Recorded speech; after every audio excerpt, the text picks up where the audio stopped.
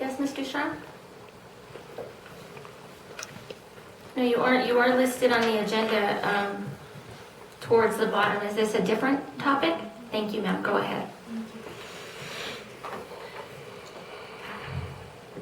Hello, my name is Julia Ducharme. I'm a resident of Torrance County, and I want to bring to your attention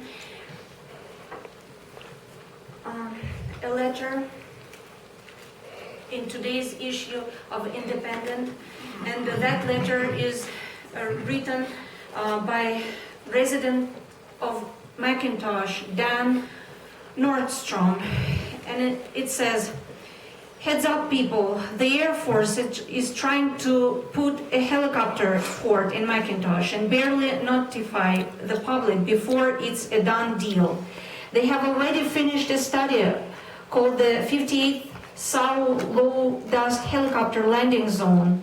They sent out a draft of the environmental assessment to the Albuquerque Journal on June 10, as well as 55 recipients, 8 public libraries, and posted on the Kirtland AFB website for review.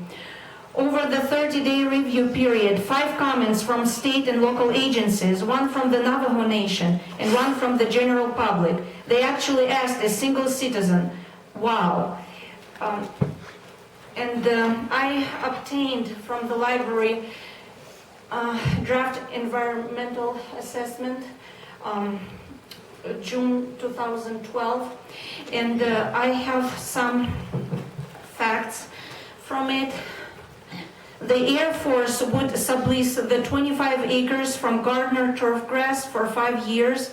They would use 2 types of helicopters and the CV-22 aircraft. The CV-2 is an airplane that operates as a helicopter with hovering capabilities and short takeoff and landing abilities. It also has the high speed and high altitude cruise capability of a modern turboprop aircraft.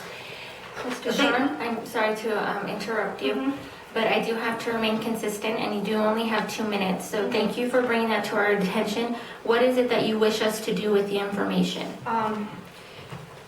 I would like to confirm with Ms. Tapia that the possible zone landing would be in her district, correct?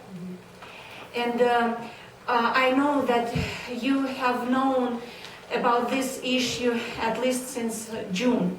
So I would like to ask you, what have you done to make people aware about this possibility and address their concerns?